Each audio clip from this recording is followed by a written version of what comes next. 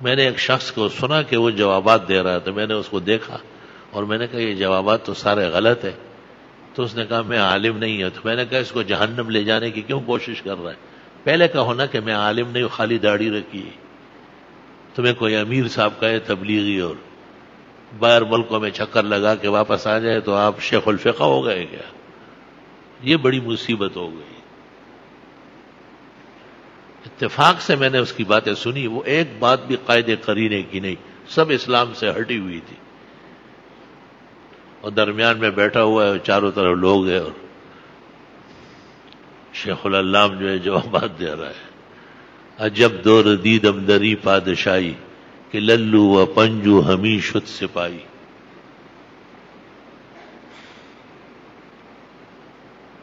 اللہ اکبر و کبیرہ.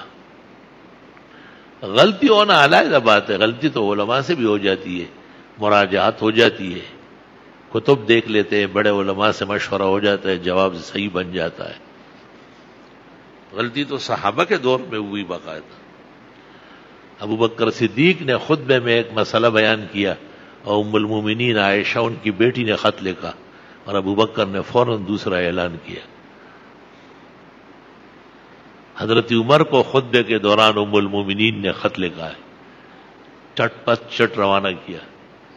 آپ نے کہا کہ ہاں اس طرح نہیں، اس طرح ہے. ام المومنین فرماتی ہے زید ابن ارقم کو حضرت عائشہ نے خط لکھا ہے. اللہ تعالیٰ نے بی بی صاحبہ ام المومنین کو عجیب علم دیا تھا. صحابہ کہتے ہیں جب آپ بیان فرماتی تھی ایسا لگتا جیسے پیغمبر خود زندہ ہے اور بول رہا ہے. تربیت میں رہی تھی اور وہیں بالغ ہوئی. اللہ چاہتا تھا کہ ایک عورت ایسی ہو پیغمبر کی جو پورے اسلام کو ضبط کرے اور پوری امت اس سے سیراب ہو جائے.